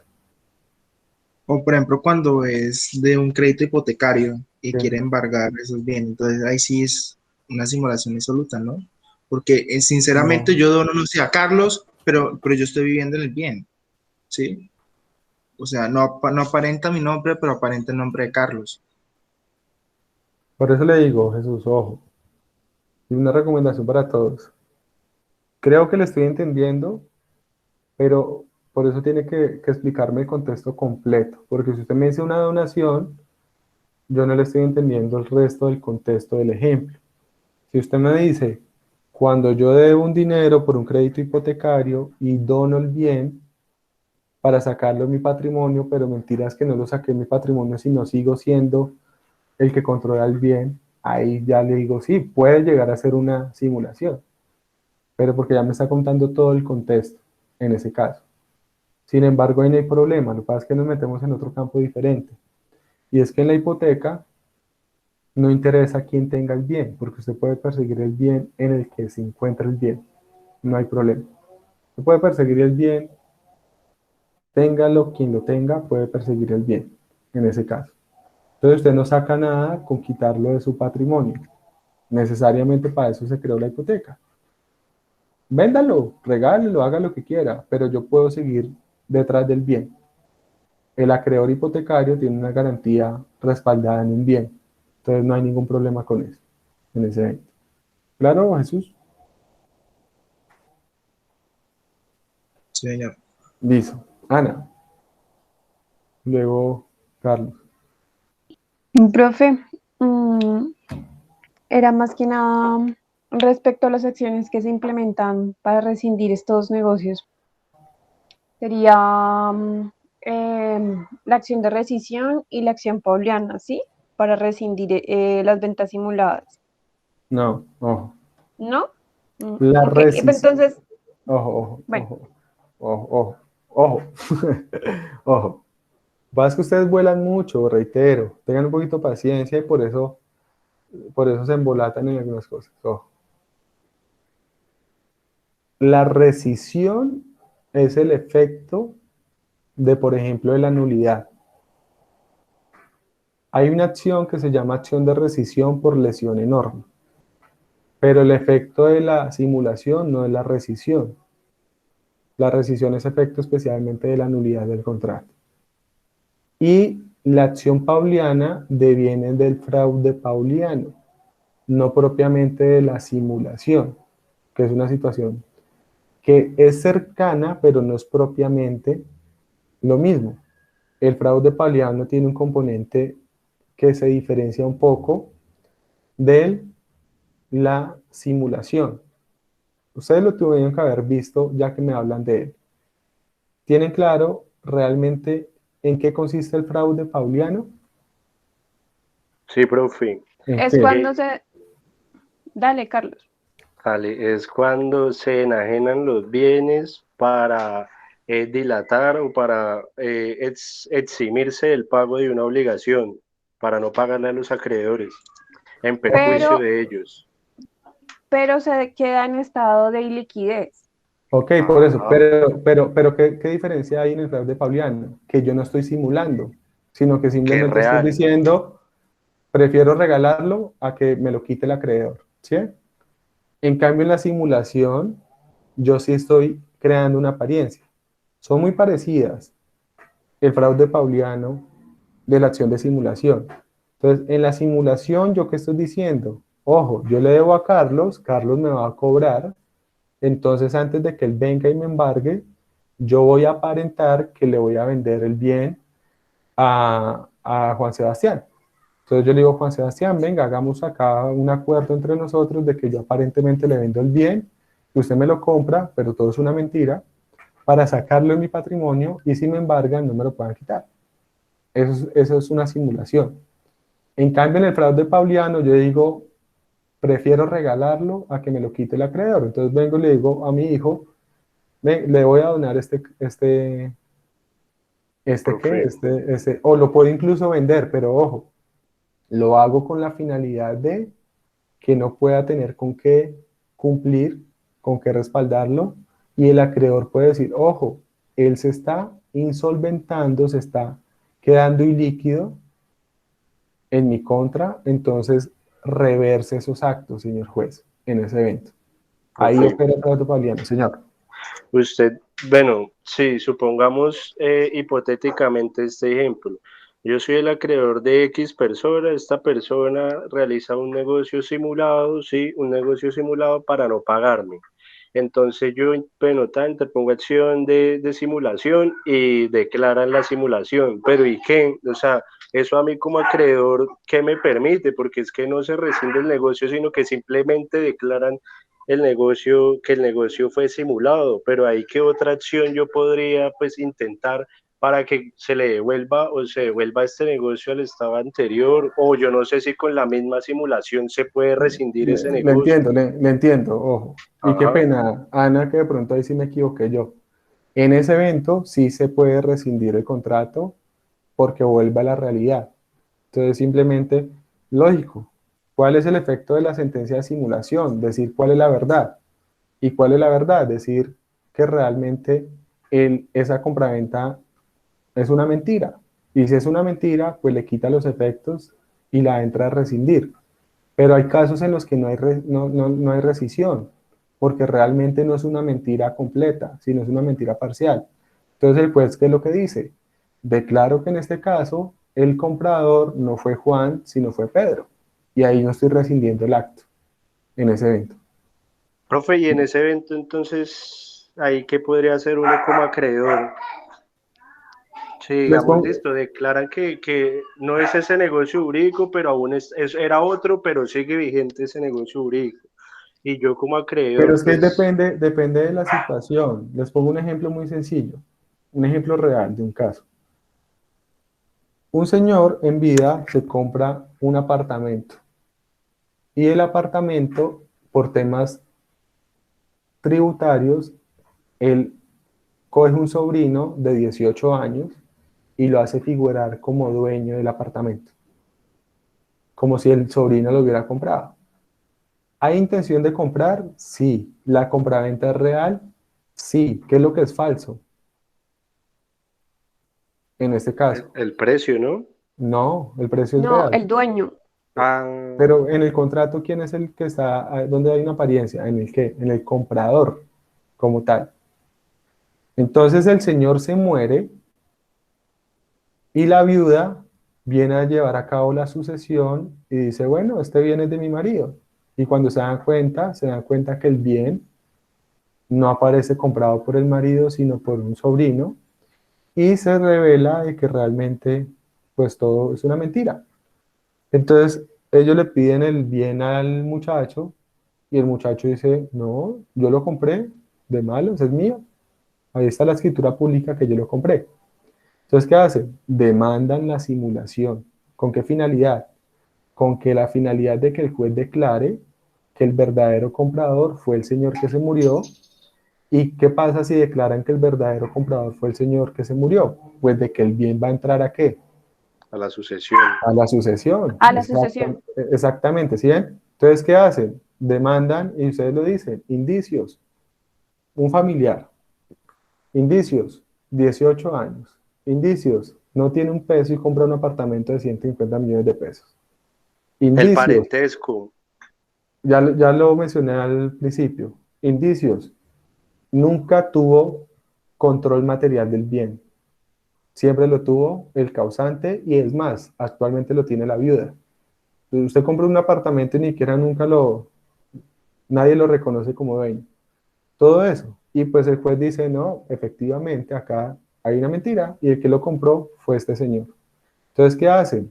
Esa sentencia se registra y en el registro va a aparecer algo que cambia la titularidad del bien, porque dice, en este acto realmente el comprador no fue X, sino fue Y.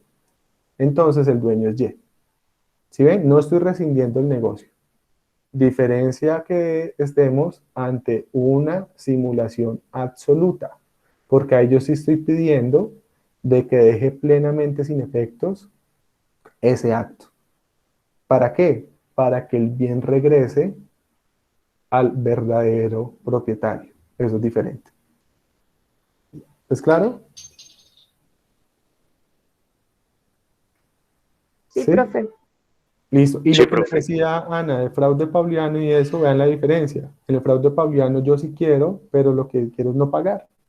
Entonces me empiezo a caer ilíquido. Entonces el acreedor dice, no, no, venga, venga, señor juez, cálmeme a este señor, porque este señor me va a afectar. Entonces ahí viene la acción pauliana, en ese caso.